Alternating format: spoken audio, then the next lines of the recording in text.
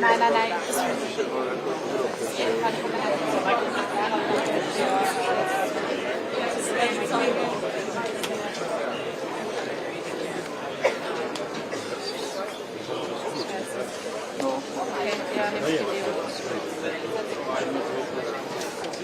Czekaj, weź kamerę, ja to zrobię, co? Żebyśmy wiedzieli, jak to jest. OBS ist nicht.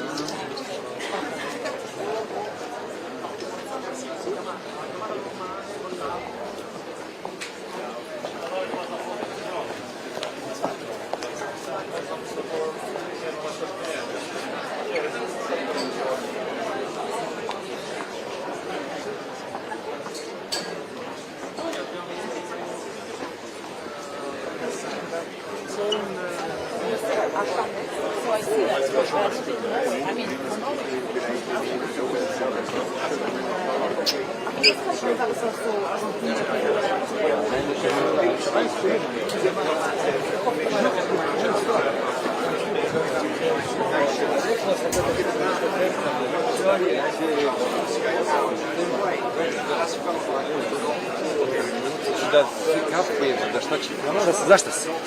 Čuj, meni je sve jedno.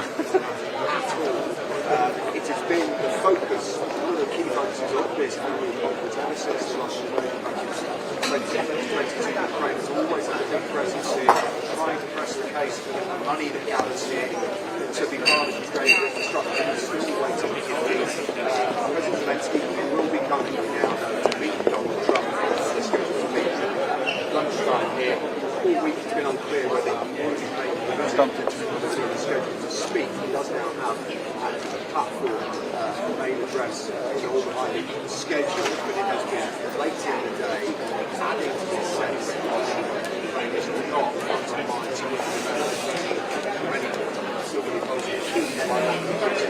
Advisor Steve Whitcomb this morning said they're down to one issue. I wouldn't say what it was. Ian Jared Kushner will go to Moscow this evening. So more moves on peace talk for about a year. I've spoken this morning to Vladimir Klitschko's brother, Tatar, who's now ready to know as a world champion boxer. He's become an unofficial ambassador of Ukraine. I first spoke to him about the war here 4 years ago. This morning we caught up with him.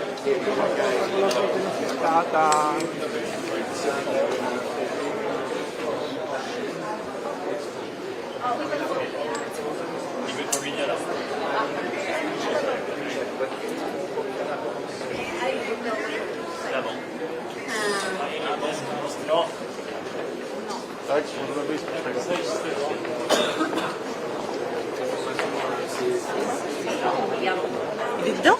Non, je sais pas. Toujours pas? Il a encore. Il a un autre tranche, je crois pas. Oui, par derrière, il y en a une.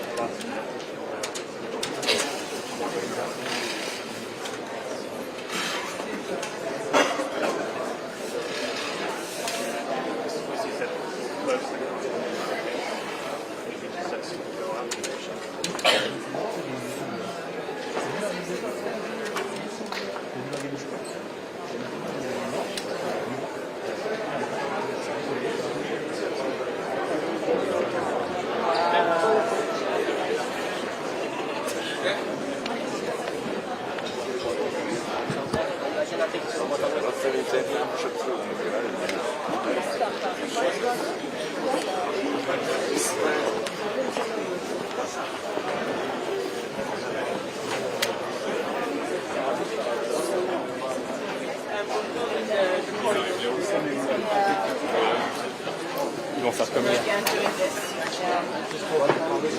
Il va arriver par les Ah non, Yes, exactly.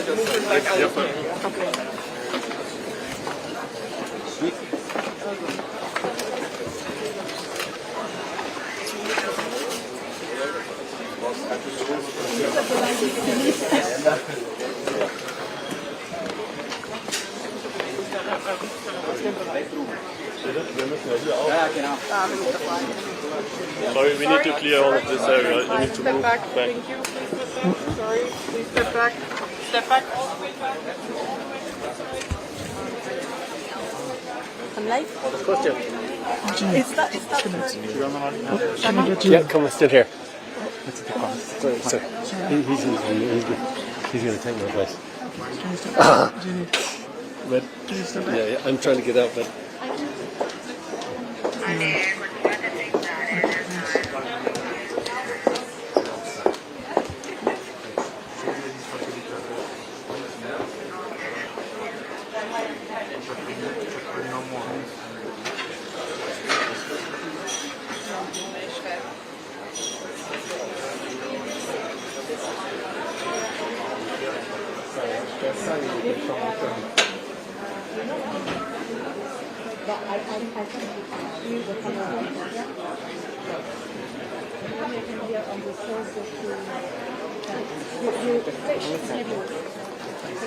Chiamano per la diretta se esce. Tu lo voglio in diretta, non vuoi?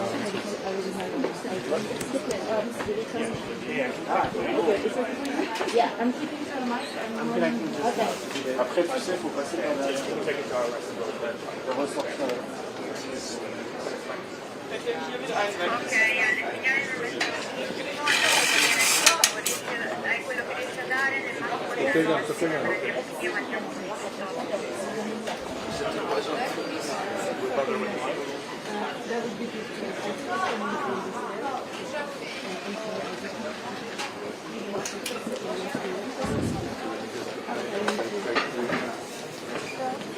Sorry?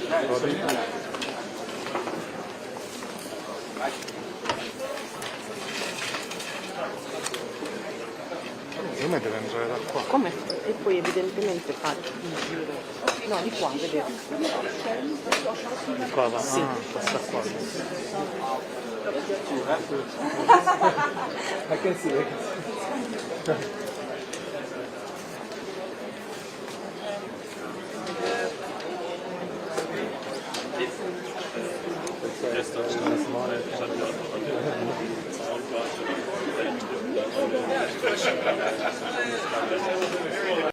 Lei viene di qua perché lui sta guardando di là. Come ieri. Chang from this side. It's coming this way.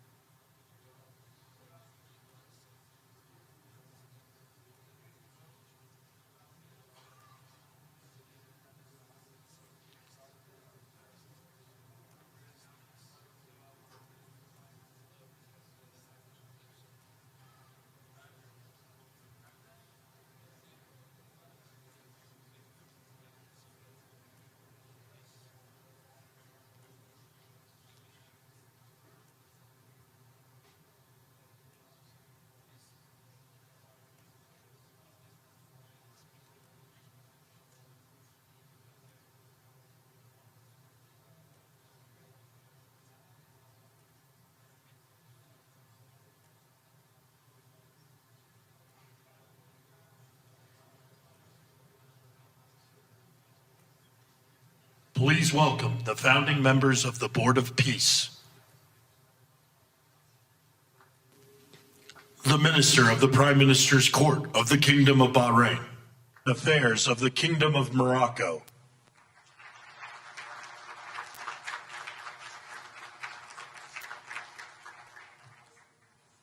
the President of the Argentine Republic,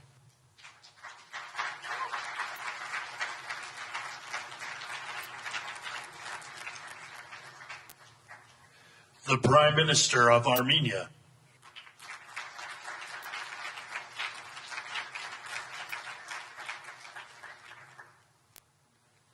the President of the Republic of Azerbaijan,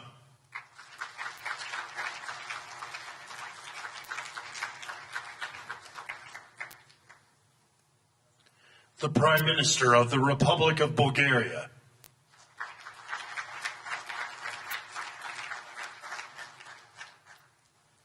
the Prime Minister of Hungary,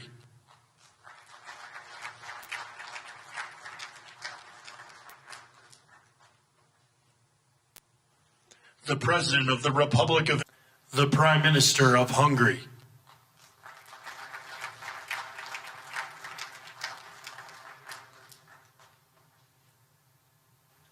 the President of the Republic of Indonesia,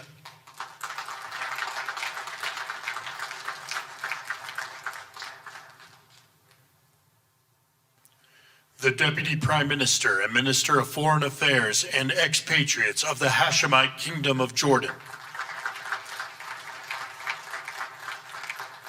the President of the Republic of Kazakhstan,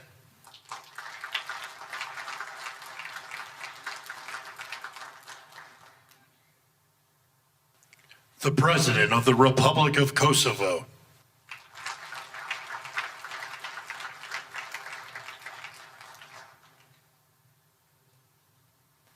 the Prime Minister of the Islamic Republic of Pakistan,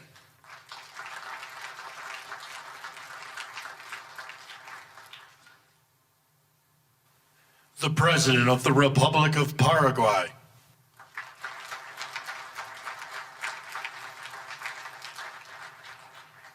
the Prime Minister and Minister of Foreign Affairs of the State of Qatar,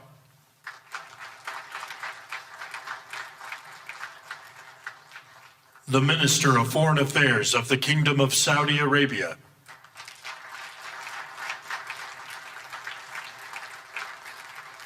the Minister of Foreign Affairs of the Republic of Turkey,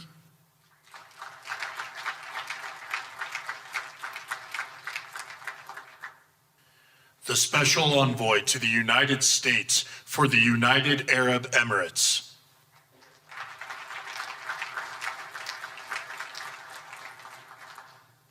the President of the Republic of Uzbekistan,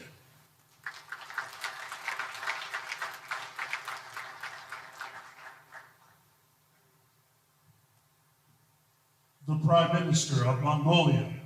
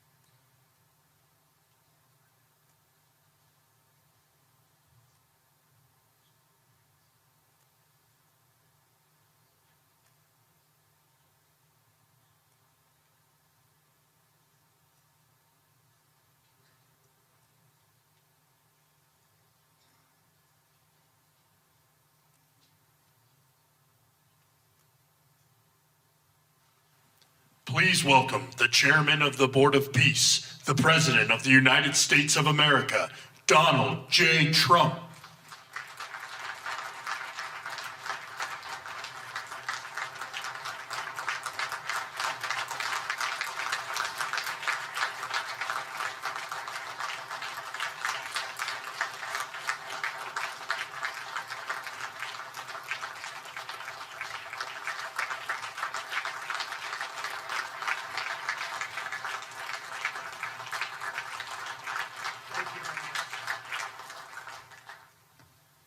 Well, this is a very exciting day. Long in the making, and many countries have just received their notice, and everybody wants to be a part of it. And we'll work with many others, including the United Nations. But I want to thank you all for being here. Yesterday, we had an incredibly successful visit with many of the world's top business leaders, the best, the biggest, most successful, and foreign heads of state. And now we have one of the most important meetings of all, the official formation of what is known as the Board of Peace. I want to thank the Secretary of State, Marco Rubio, Special Envoy Steve Witkoff, and Jared Kushner, and their extraordinary work. I mean, they've done an amazing job. We have peace in the Middle East. Nobody thought that was possible. We've settled 8 wars, and I believe another one's coming pretty soon. You know what that is? The one that I thought was going to be an easy one. It's turned out to be probably the most difficult. Last month, 29,000 people died, mostly soldiers, in Ukraine, Russia. Think of that, 29,000, 27,000 in the month before, 26,000 in the month before that. It's terrible. But we have meetings and we think we're making a lot of progress. Thanks as well to Secretary Scott Bessent, Howard Lutnick, and Chris Wright, U.S. Trade Representative, Jameson Greer. They're all doing such an incredible job. Ambassador Callista Gingrich, who is here and doing a fantastic, really fantastic work. Thank you, Callista. And many other members of my administration who are so committed to peace, and they're also committed to great success. Very importantly, let me recognize the very first group of distinguished members of the Board of Peace. They will be introduced by name in just a moment. Caroline will be doing that introduction. And to each and every one of you, we are truly honored by your presence today. Leaders of countries, in most cases, very popular leaders. In some cases, not so popular, but that's the way it goes in life. Thanks as well to President Karol Nawrocki of Poland, who's a fantastic man. He just won a very big election. I'm very proud of him.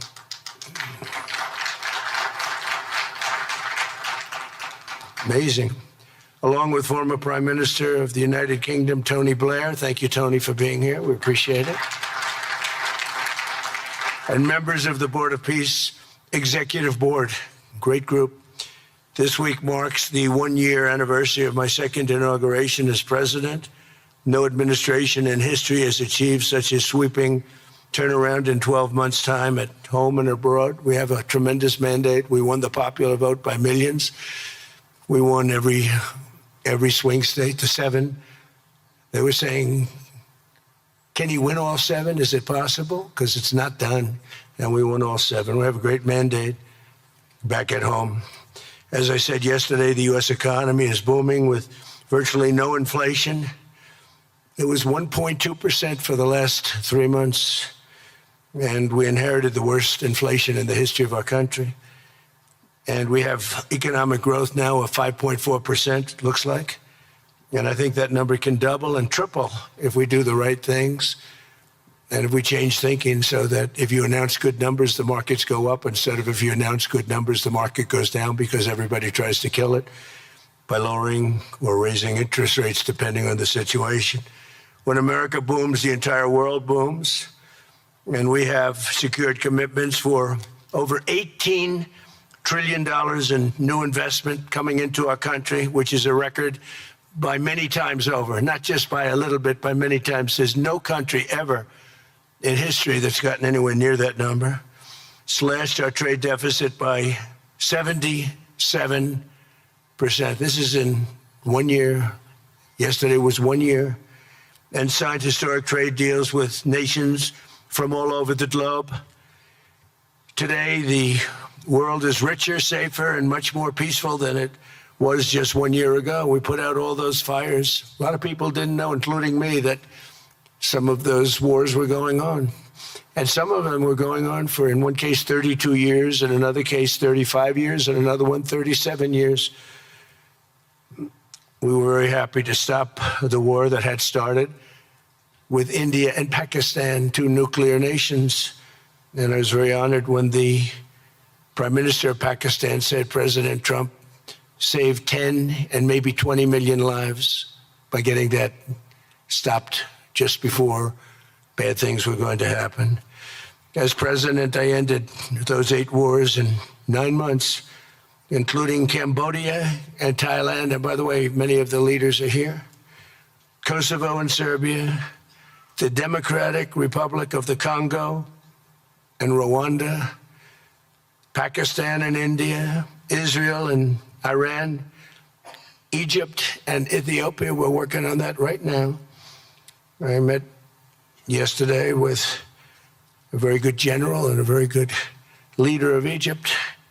We're working on a dam that was built which precludes the Nile River from getting water. It's a little tough situation, but we'll get that settled. I really had it just about settled in my first term, and then we had a rigged election. Took me out of commission for a little while, but here I am back. We'll get it settled. But it's a pretty tough situation. A dam was built and the water doesn't come down to the Nile. When I think of Egypt, I think of the Nile, but I think of the Nile with water in it. Armenia and Azerbaijan, a lot of these leaders have become my friends. They become my friends. They're here.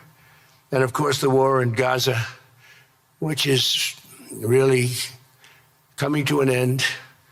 We have little fires that we'll put out, but they're little. They were giant, massive fires, and now they're down to little fires, so we can put them out very easily. We have 59 countries that are involved in peace in the Middle East. Many of them not in the Middle East. They're near the Middle East, but they're not in the Middle East. And many have said that if Hamas doesn't do what they promised they would do, and I think they probably will, but they were born with rifles in their hands. They were literally born. The first day they had a rifle put into their hands, but they have to give up their weapons. And if they don't do that, it's going to be the end of them. But many countries have told me we want to go in and do it. And they really aren't countries that you traditionally think of as being involved in that. But that's the fire. Hezbollah in Lebanon, we have to do something about that. But these are, I call them remnants. They're small remnants compared to what it was before. It was massive, large, powerful countries fighting each other. In another great victory for the ultimate goal of peace in June, we obliterated Iran's nuclear enrichment capacity with Operation, we call it Operation Midnight Hammer. And it was midnight, it was dark, no moon, and every single one of those bombs from the B-2 bombers hit the air shafts and went deep into the earth and totally obliterated everything that they were doing. They were 2 months away from having a nuclear weapon. Can't let that happen.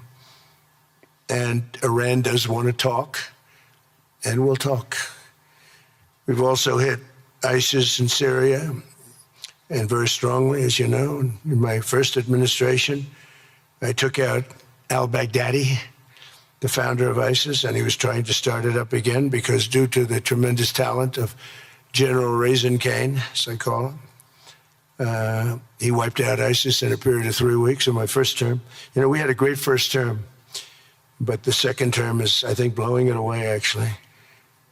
But we took out ISIS, and we had, it was gone, but during the Biden administration, it formed again a little bit. We hit it very hard in Syria. And Syria, by the way, I spoke with the president, is making a lot of progress, tremendous progress, actually. We're very happy about that. We took off all sanctions, which gives them a chance to breathe. And he is working very, very hard, and I think he's going to put it all together. So many things are happening, many good things. Threats to Europe and America, the Middle East, and other places are really calming down. It's a lot different than it was just 1 year ago. Just 1 year ago, the world was actually on fire. A lot of people didn't know it. And in Nigeria, we're annihilating terrorists who are killing Christians. We've hit them very hard. They've killed thousands and thousands of Christians. What's that all about? Much of this unprecedented success is possible because I rebuilt our military in my first term, and now we're making it even stronger. We have a budget of over $1 trillion this year, and next year we're going to $1.5 trillion. Our country's never done better economically. We're taking in numbers that we've never taken in, not only the fact that the investment is at 18 trillion plus, but our jobs numbers, everything is, I think, maybe better than ever before. I think you're going to see and a lot of you are investing in our country. I think you're going to be extremely happy with your investments. I think you'll see numbers like you haven't seen before. I also secured commitments from virtually all NATO allies to increase their defense spending to 5% of GDP. Everybody but Spain. I don't know what's happening with Spain. Why would they not do that? They want a free ride, I guess, huh? Every country but Spain increased to 5%. I don't know why. We're going to have to talk to Spain. With America's renewed attention to security of the Western Hemisphere, I've stopped the invasion on our southern border and designated the drug cartels as foreign terrorist organizations. And you probably saw that we've virtually stopped almost 100% all drugs coming in by water. Now we're going to stop them on land. The land is easy. The water is tough. But that's down now. I heard it just last night. It was 97. Now it's 98.1%. And we're trying to figure out who are the 2% that are willing to get onto those boats. I don't think they watch television or the news. But we've taken out almost 100% of all of the drugs coming into the United States by water. And now we'll, I think, very easily stop them on land. That's the easy part. We wanted to wait till the other was taken care of. And earlier this month, thanks to the unrivaled skill, power, and might of the U.S. military, we have the most powerful military in the world by far. We captured the outlaw dictator Nicolas Maduro, and the people of Venezuela are very happy about it. And we're having great relationships with the new leaders of Venezuela. The relationships have been good. We're opening up the country to our giant oil companies, and it's going very well. We've already taken out, think of this, 50 million barrels of oil, and a lot of that's going to go back to Venezuela. They'll do more income with us in a short period of time than they did in years, because as much oil as they have, and they have a lot, just about the most. After us, there's a couple of countries that are in that category, but we have the most, actually, and they're second between Venezuela and us. We have 62% of the world's oil, but they have very little production, so they'll have a lot of production. All the oil companies, we had meetings, you probably saw, all the oil companies want to go in. They want to go in immediately. They're already touring the sites. But our military was amazing. That strike was amazing. We had a second wave coming. We didn't need it. They said, no second wave. We don't want a second wave. The first wave was enough.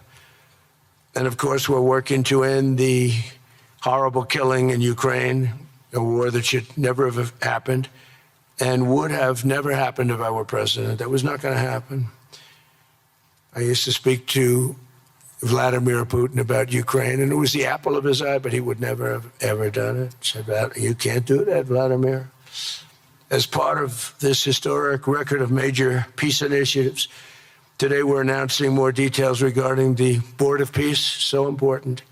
This board has the chance to be one of the most consequential bodies ever created, and it's my enormous honor to serve as its chairman. I was very honored when they asked me to do it. We had an idea to do it, and then they came, they said, you be the chairman. And but I take it very seriously. We have a great group of people and incredible young people that are leading it from within. It's running beautifully, started already. And every country, just about every country, wants to be a part of it. And we just sent out the letters a couple of days ago, and these are just the countries that are here. They happen to be in Davos. So we said, we'd be honored if you wanted to join us up on the stage. And it's really great. They're friends of mine, I think. Let me see. Yeah, every one of them is a friend of mine. A couple I like, a couple I don't like. No, I like, actually, in this group, I like every single one of them. Can you believe it? Usually I have about 2 or 3 that I can't stand.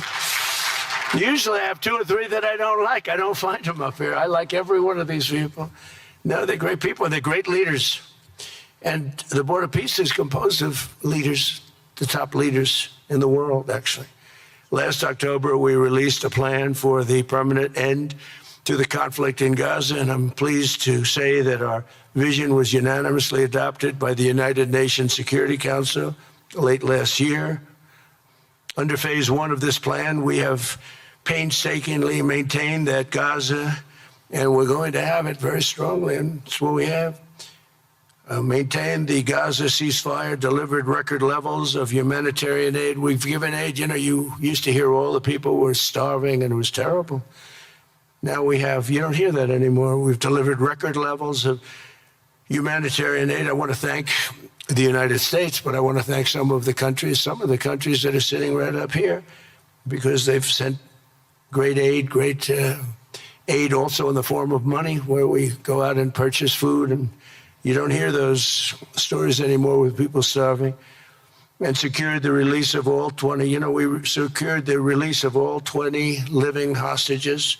Now I want to thank Steve Witkoff and Jared and everybody for working so hard. They worked so hard, but there were 20 remaining living hostages. Now we got hundreds out, but the last 20, I said, boy, that's going to be a tough one. And I said that a year before. And it was a tough one, but we got them. Got all 20, every one of them. And we had also about 28 that were dead, but the parents wanted them just as though they were living, just as much. Some cases it almost seemed more. It was amazing, actually, the love and them. But their boy had been killed in just about all cases, young men. Their boy had been killed, and they wanted the body of the boy, and it looked like it couldn't be done. And with the exception of one, and we're close on the track of that, we've got them all, every single one of them, which is amazing. It's a rough job. That was a rough job. And I've been very clear that Hamas must return that last remaining deceased hostage as well, and that will be the full commitment. And then we get on to other things, and we're committed to ensuring Gaza is demilitarized, properly governed, and beautifully rebuilt. It's going to be a great plan, and that's where the Board of Peace really started. And I think we can spread out to other things as we succeed with Gaza. We're going to be very successful in Gaza. It's going to be a great thing to watch. And we can do other things. We can do numerous other things. Once this board is completely formed, we can do pretty much whatever we want to do. And we'll do it in conjunction with the United Nations. You know, I've always said the United Nations has got tremendous potential, has not used it. But there's tremendous potential in the United Nations. And you have some great people at the United Nations. But so far it hasn't. You know, on the 8 wars that I ended, I never spoke to the United Nations about any of them. And you would think that I should have. You would think they could have done those 8 wars, but they couldn't have. And they tried, I guess, in some of them, but they didn't try hard enough. But there's tremendous potential with the United Nations. And I think the combination of the Board of Peace with the kind of people we have here, coupled with the United Nations, can be, you know, something very, very unique for the world. It's for the world. This isn't United States. This is for the world. As everyone can see today, the first steps toward a brighter day for the Middle East and a much safer future for the world are unfolding right before your very eyes. Together, we are in a position to have an incredible chance. I don't even call it a chance. I think it's going to happen.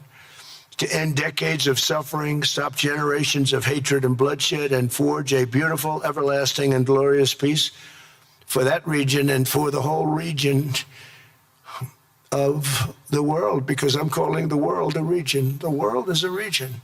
We're going to have peace in the world. And boy, would that be a great legacy for all of us. Everybody in this room is a star, or you wouldn't be here. There's a reason that you're here, and you're all stars. You're the biggest people, the most important people in the world, most powerful people in the world. And when you use that genius that you have, that very unusual, very inspired genius, when you use that for peace, the opposite of peace has no chance. So I just want to say it's tremendous to be with you, and I think this is something that we're doing that's very important. This is the most important. I was so looking forward to being here, and yesterday was a tremendous success. A lot of good things happened, but this was something that I really wanted to be here and do, and I could think of no better place because so many people were together. And now to bring the Board of Peace into full force, I ask Sheikh Isa of Bahrain and Foreign Minister Barita of Morocco to join me in signing and ratifying the Board of Peace Charter. Thank you very much, everybody. Appreciate it. Thank you. Thank you.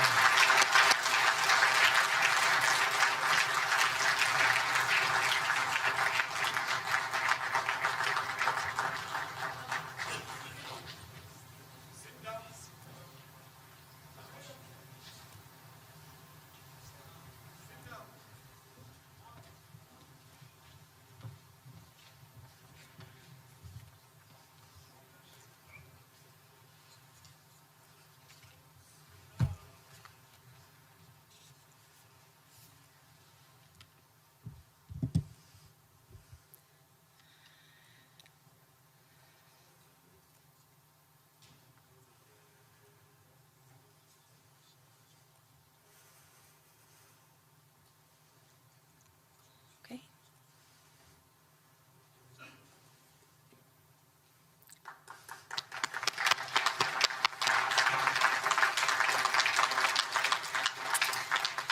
Congratulations, President Trump. The charter is now in full force, and the Board of Peace is now an official international organization.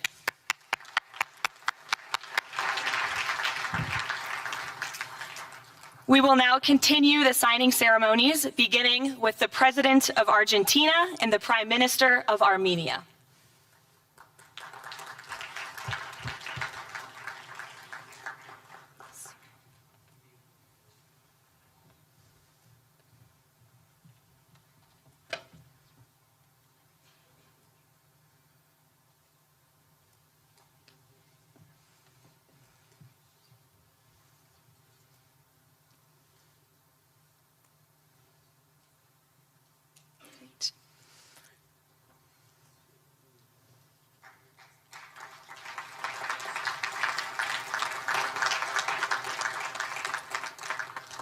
Next up, the President of the Republic of Azerbaijan and the Prime Minister of the Republic of Bulgaria.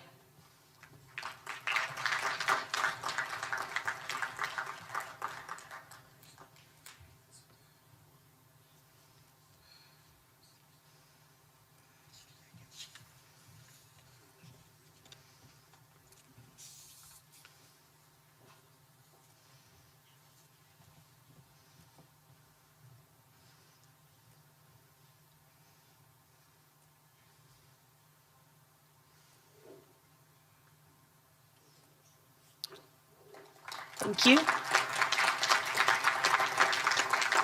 Next, the Prime Minister of Hungary and the President of the Republic of Indonesia.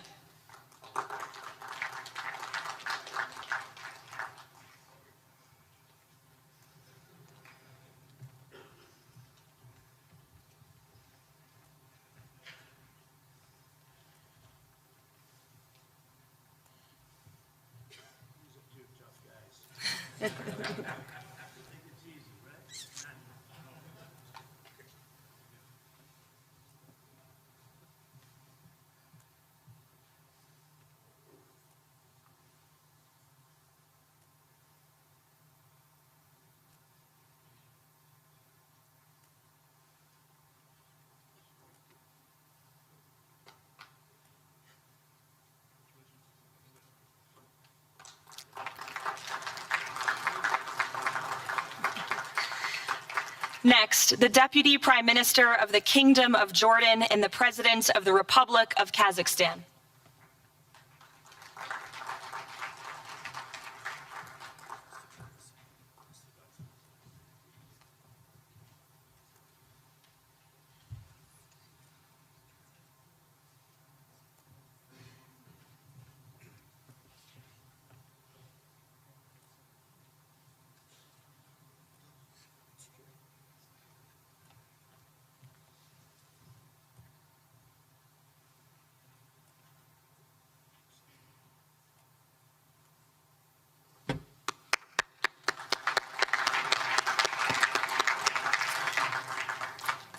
Next, the President of the Republic of Kosovo and the Prime Minister of the Islamic Republic of Pakistan.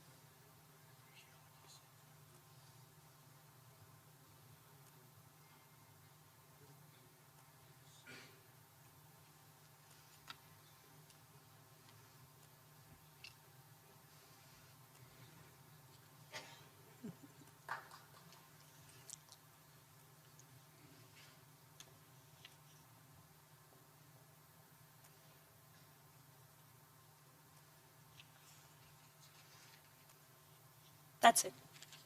Yes, thank you.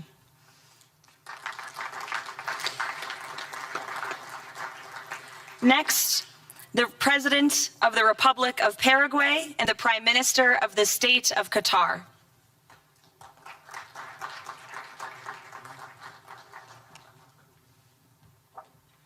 Hello, good, how are you?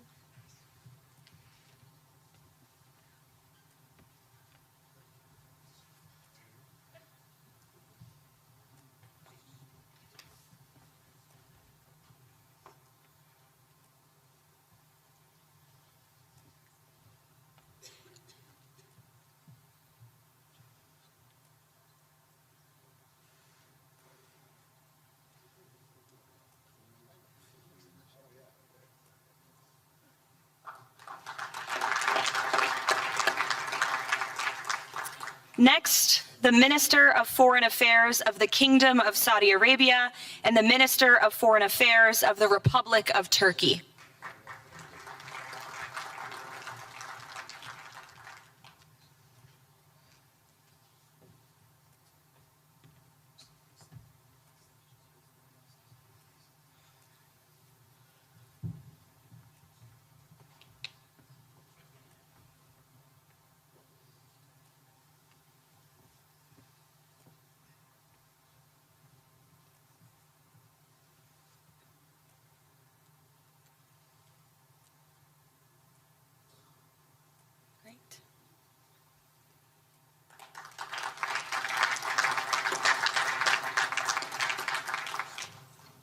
Next, the Chairman of the Executive Authority Affairs of the UAE and the President of the Republic of Uzbekistan.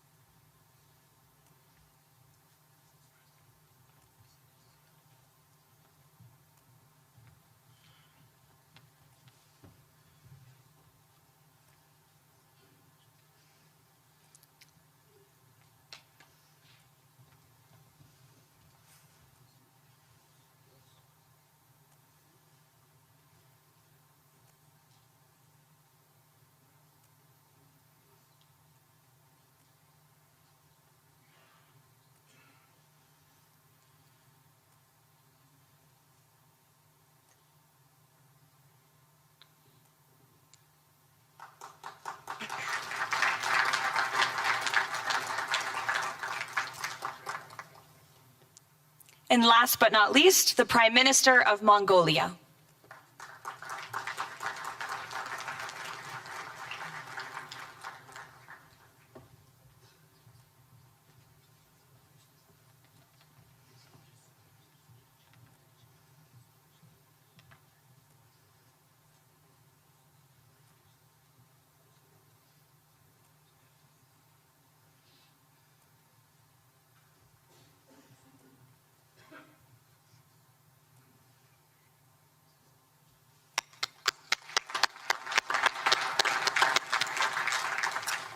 Congratulations, everyone. This concludes the signing ceremony.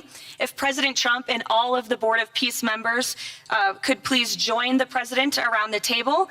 The President is now going to sign the inaugural resolution that will resolve the Board of Peace's Gaza mandate per the United Nations Security Council Resolution 2803.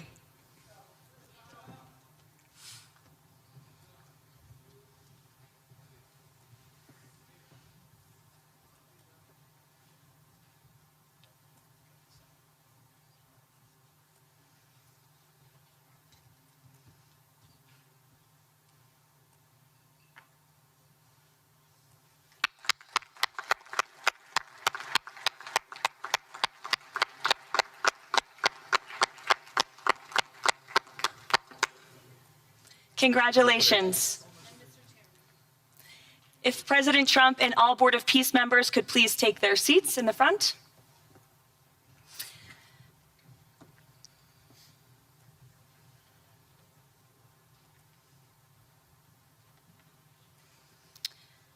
Now it is my honor to introduce the United States Secretary of State Marco Rubio, who will speak about President Trump and his accomplishments. Without further ado, Secretary Rubio.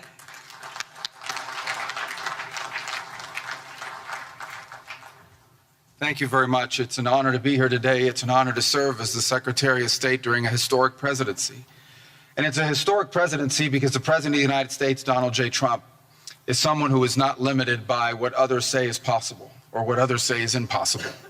He's not limited by some of the things that have happened in the past, and he's willing to talk to or engage with anyone in the interest of peace, always putting the American people and our national security first, but understanding that in the world that we share with so many others, peace is paramount to all of us. We are here today because of President Trump's vision. If we go back just a few months ago, people thought what was happening in Gaza was impossible to solve. 28 hostages that were dead, others that were still living, all these hostages that were being held. No one thought that that would ever come to a resolution without more fighting and more bloodshed along the way. In fact, frankly, many thought it was intractable. And sadly, many of the institutions that have served us well, in many cases, for the last 70 years, were unable to do anything about it. But President Trump had the vision and the courage to dream the impossible, to believe that it was doable, and to pursue it with all of his heart.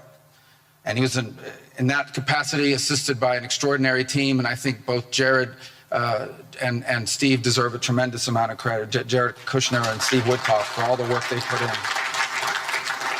And all of our partners here today. And now we have this Board of Peace, who I believe's possibilities are endless. Obviously, with a focus first and foremost on making sure that this peace deal in Gaza becomes enduring. And I know this president has it as his highest priority and will give it everything he has to make sure that this is successful. I also want to acknowledge the extraordinary leaders that are here today. This is not just a Board of Peace, this is a Board of Action. Just like President Trump is a president of action. A lot of times people like to give speeches. I've been to many of these forums, and they're not useless, and they're not, they have utility in many cases. But oftentimes in international affairs, we often find ourselves at events where people are reading these scripted statements, these strongly worded letters that they put out, but no action, nothing happens. This is a group of leaders that are about action.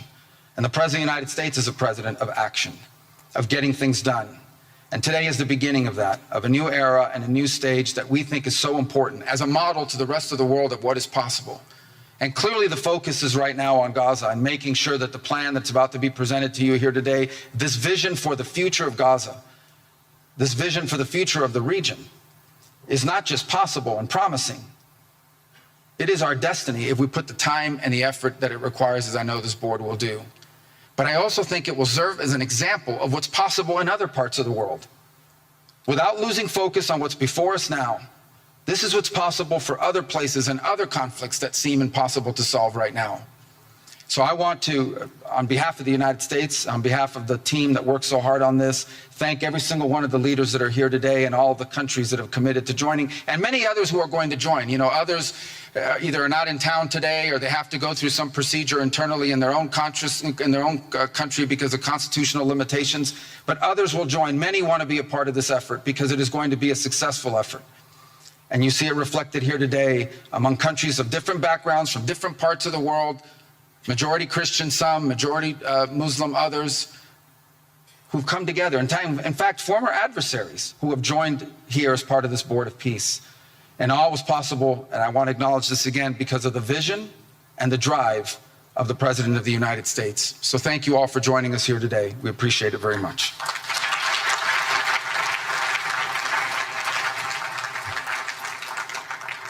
Thank you, Secretary Rubio. Please, if you could now turn your attention to the screens for a video message from the head of the National Committee for the Administration of Gaza, Dr. Ali Shaith. Distinguished leaders, colleagues, and friends, it is an honor to be here today. I want to start by thanking President Donald J. Trump and his administration for their intensive efforts to advance peace in the whole region. I also thank Egyptian President Abdel Fattah al-Sisi, Qatar, and Turkey as mediators, the Palestinian Authority, and members of the United Nations Security Council for welcoming the comprehensive peace plan. These efforts created the opportunity for a new future in Gaza Strip. But what will really matter is what comes next. This transition will succeed only if it delivers real, tangible improvements in daily life for Gazans. As Chief Commissioner of the National Committee for the Administration of Gaza, it's my responsibility to turn this moment into action, to restore order, to rebuild institutions, and to create a future for the people of Gaza defined by opportunity and dignity, under the principle of one authority, one law, and one weapon. As a first step, I am pleased to announce the Rafah crossing will open next week in both directions. For Palestinians in Gaza, Rafah is more than a gate. It is a lifeline and symbol of opportunity. Opening Rafah signals that Gaza is no longer closed to the future and to the war. I want to be clear, there is much more work ahead, and none of it is easy. The road forward will involve difficult decisions and setbacks, but this is a real step, and it marks a new direction. Now, I would like to address the people of Gaza. من أرض الكنانة أتوجه الآن بكلمتي إلى أبناء شعبنا الصامد الصابر في قطاع غزة. لقد صمدتم وحافظتم على أسركم وأرضكم خلال سنوات عصيبة هجاف صبرت أعماقكم وكل الحدود.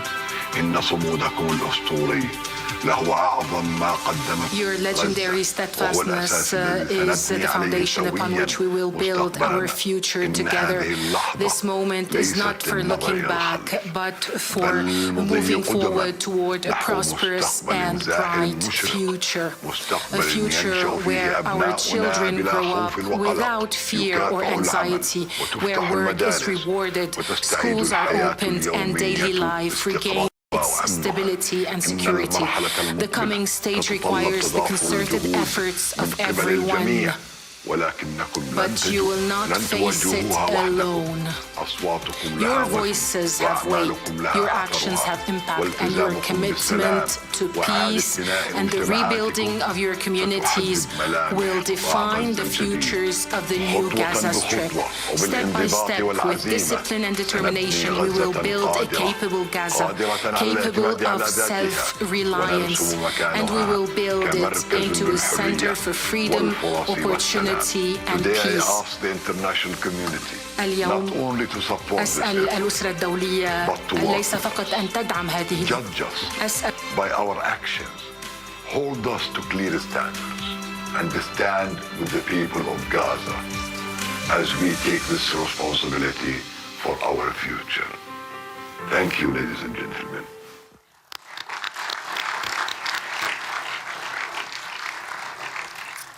I now would like to welcome to the podium U.S. Special Envoy Steve Witkoff and Jared Kushner.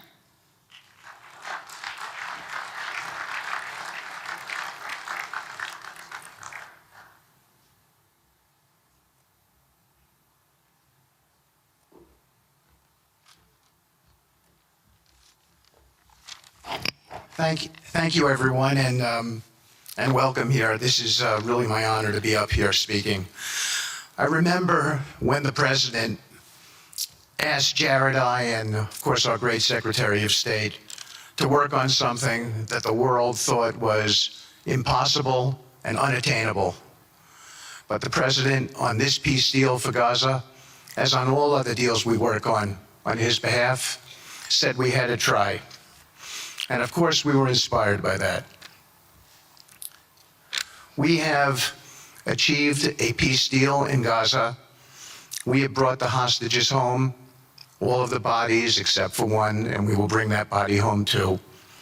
And maybe most importantly, we have created a sense of hope for what the future can bring in Gaza and all other places where the Board of Peace will operate. And I am so honored, Mr. President, to have worked on this on your behalf. I'd like to thank some people here who are here with us tonight who have done so much, done indispensable work to bring this deal together. Sheikh Mohammed, my good friend from Qatar, and Ali Al-Tawadi, Hakan, Fidan, and Ibrahim, General Hassan, and Foreign Minister Badr Abdulati, and of course, President Sisi, and Prime Minister Netanyahu, former Special Envoy Ron Dermer, and Michael Eisenberg for all that they did.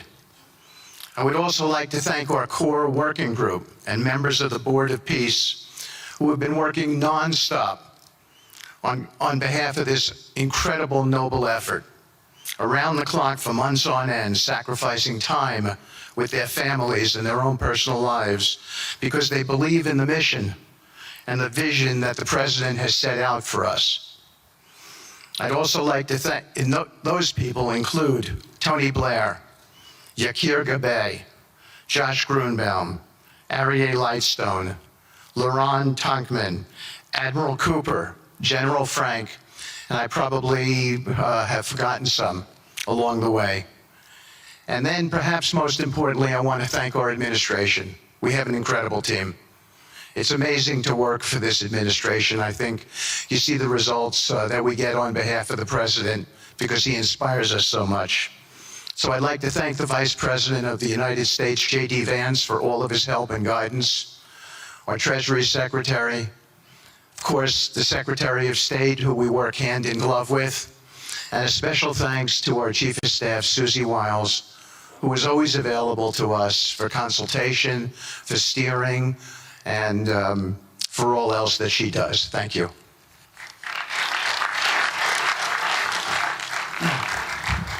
Thank you, Steve. And I have to say, one of the great honors for me of being able to work on this has been working with Steve, who really is as brilliant as he is. His heart is tremendous. It's a lot of fun to be with. And even in some of these, very difficult moments where we didn't think things would happen, working together really was an amazing treat. I'm going to go now today just through a couple quick slides just to show you the progress that's been made in the last couple months. It was just over 100 days ago that we got the final deal done, and everyone was celebrating and joyous about the hostages coming home and the end to this long war that nobody thought was possible. And Steve and I were panicking, saying, what do we do next? How do you implement peace? And as you guys know, peace is a different deal than a business deal because you're changing a mindset. And in Israel, there was 2 years of very intense war. For the people in Gaza, there was more than just 2 years of war. They had 20 years of hopelessness being ruled by a terrorist organization. For the people in the Middle East, their hearts were pulled by this. And throughout the entire world, it really was weighing on us. And so we needed to think about, what do we do next? How do we change the habits? How do we change the behaviors? And we really got to work right away. And the team that Steve thanked, including the White House team and the team, the volunteers, it's really been an incredible effort, very entrepreneurial, and we really did it in the way. I've been working now with President Trump for 10 years on politics, and what continues to amaze me is that he always takes a first principles approach and says, what's the most optimal outcome? Aim for that. Whereas politicians are always focused on the downside or what could go wrong or how to make it a little bit better. He always says, aim for the best possible and do your best to get there. And if everyone thinks it's impossible, that's even more reason why you should aim for it. And so really thank you for the leadership and the inspiration for doing this. And I think you'll see today we've achieved more than thought was possible. And our ambition is still to go for something, I think, better than most people think is possible as well. So let's see if these things work. They never usually work. Good. So quickly, I'll go through this 2-year war. 90,000 tons of munitions. There's over 60 million tons of rubble there, and tens of thousands of fatalities. Through the ceasefire, we were able to get to the 20-point plan, ceasefire, release of hostages. Getting the UN resolution passed was a huge, huge effort, really thanks to Mike Waltz and the whole team there. They did an incredible job. And we then, with the help of the UN, we've worked very, very well with them. This is why you need a new organization like the Board of Peace to work with the UN. I want to thank Tom Fletcher, did an incredible job of really getting it going. We've done historic humanitarian aid. Going forward, number one thing is going to be security. Obviously, we've been working very closely with the Israelis to figure out a way through de-escalation. And the next phase is working with Hamas on demilitarization, which I'll talk about in a second. But without security, nobody's going to make investments. Nobody's going to come, build there. We need investments in order to start giving jobs. We want to take these people. 85% of the aid of Gaza, 85% of the GDP of Gaza has been aid for a long time. That's not sustainable. It doesn't give these people dignity. It doesn't give them hope. And so we want to use free market economy principles. A lot of what President Trump spoke about that he's doing in America, we want to bring the same mindset, the same approach to a place like Gaza to give these people the ability to thrive and have a good life. Let's see.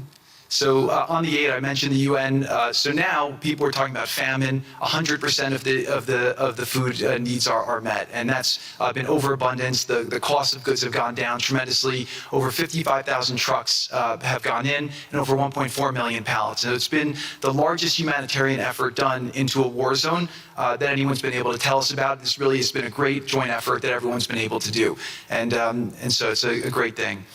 We all just heard from Ali. We have been so impressed. Steve and I were speaking to him and the entire committee. Such bravery of these people to step up. And we've worked with the Palestinian Authority, who's been helping us as well. But this committee is the first time it's a technocratic, apolitical committee. I really want to thank the Arab partners for helping us select the right people to do this, and we just need to believe in them and support them.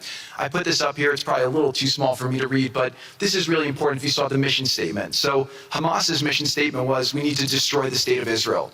That has not worked well for the people, as we've seen. Their mission statement is, we are committed to establishing security, restoring the essential services that form the bedrock of human dignity, such electricity, water, healthcare, and education, as well as cultivating a society rooted in peace, democracy, and justice, operating with the highest standards of integrity, transparency.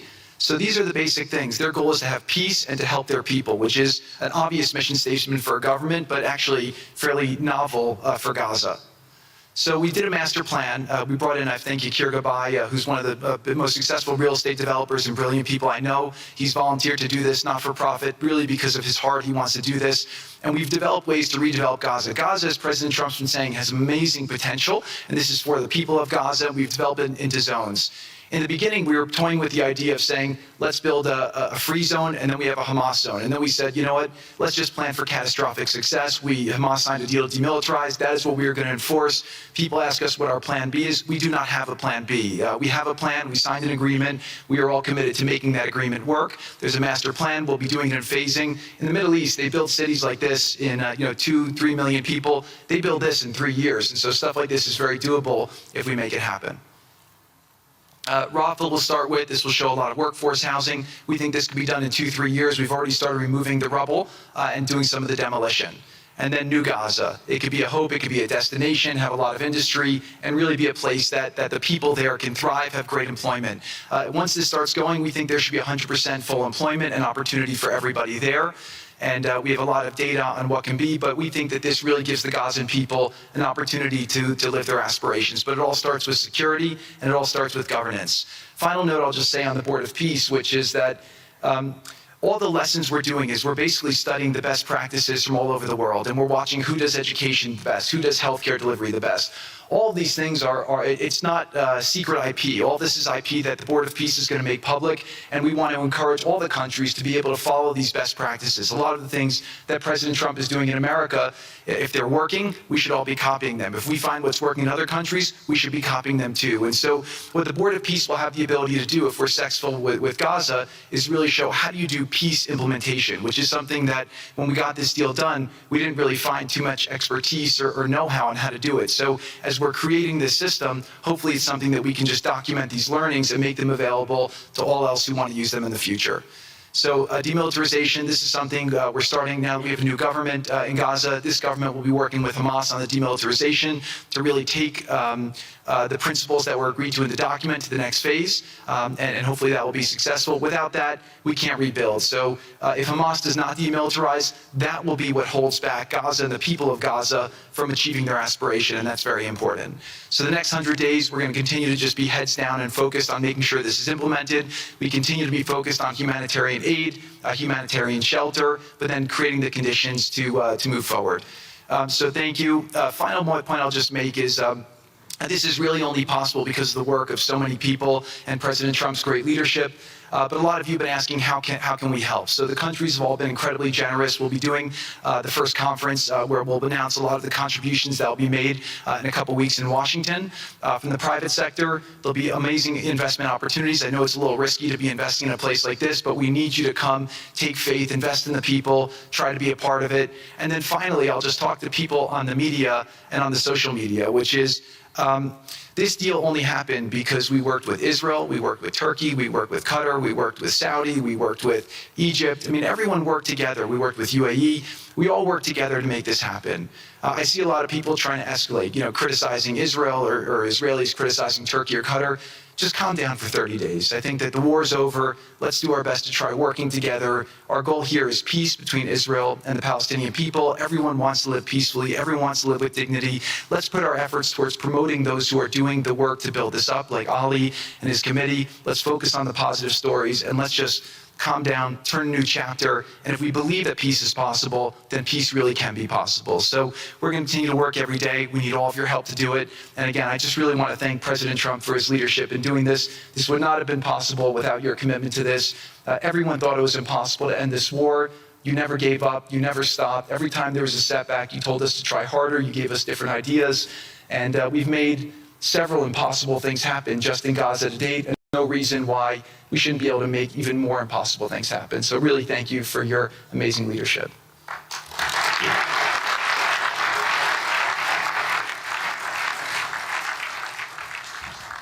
Thank you, Jared and Steve. Now I would like to introduce and welcome to the podium the High Representative for Gaza, Nikolay Mladenov.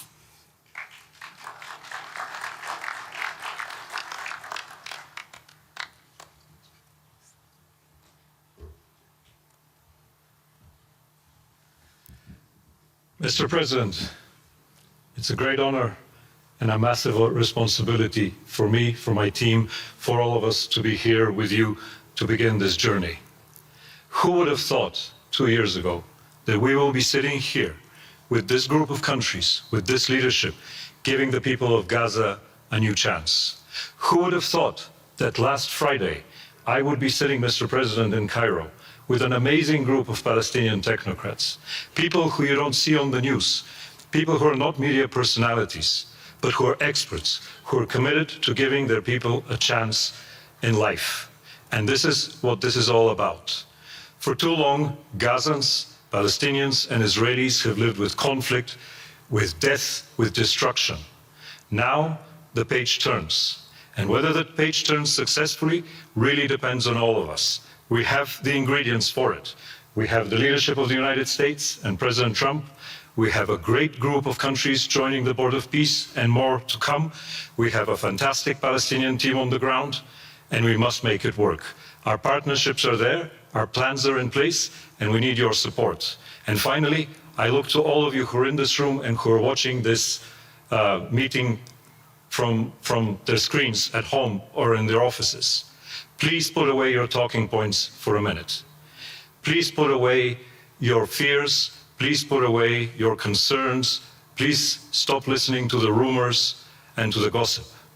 Focus on what we have to do today, because the future of 2 million Palestinians is at stake, and if we give them a chance, we will do more than that. We will create opportunities for 1 billion people who live in the Middle East and beyond, and who are responsible, also who want to see transformation and a chance in life for the future. So please join us on this journey, join the Board of Peace, and join us in supporting this excellent initiative. And thank you again, President Trump and the United States, for taking this decisive leadership forward.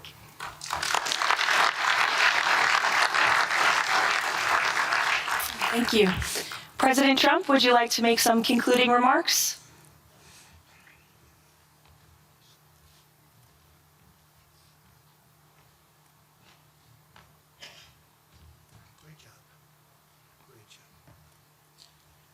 Well, I just want to tell you it's all happening. And one of the first things I said when we really got involved in this project, and it's a big one, but it's very doable, I said to Jared and Steve and some of the other folks, including Larry Fink, and congratulations on the great success. The two of you have done a fantastic job.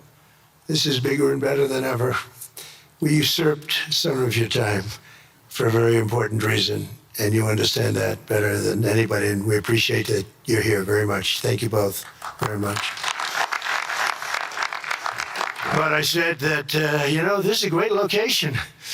It all begins, see, I'm a real estate person at heart, and it's all about location.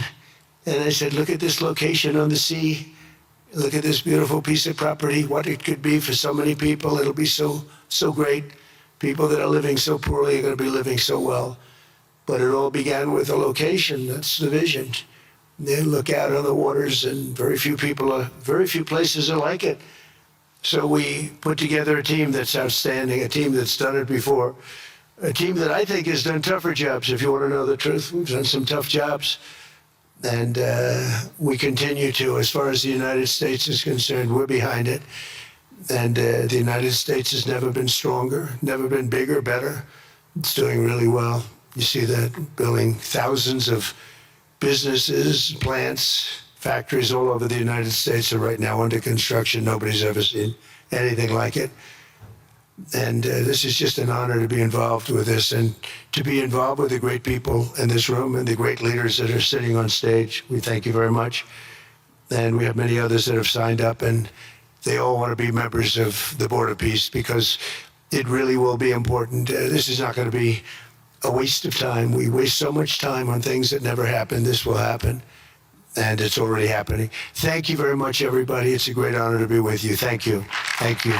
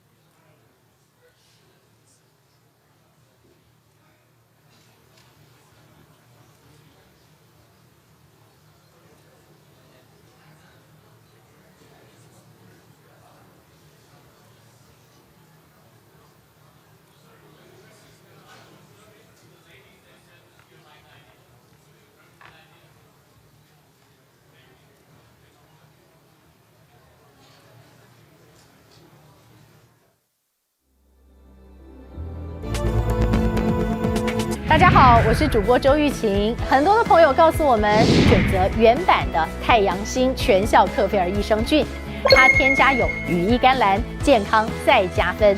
而有睡眠困扰的朋友们，赶快选择蓝色包装这一款晚安加强版，绝对是更有感。每日克菲尔，时刻美好 ，Good Feel Good， 请上快点购为健康下单，而且要记得输入推荐代码，有额外的折扣优惠。太阳星全效克菲尔益生菌基础版、晚安加强版，新包装改版，内容不变，抽取更方便。要吃就吃最好的。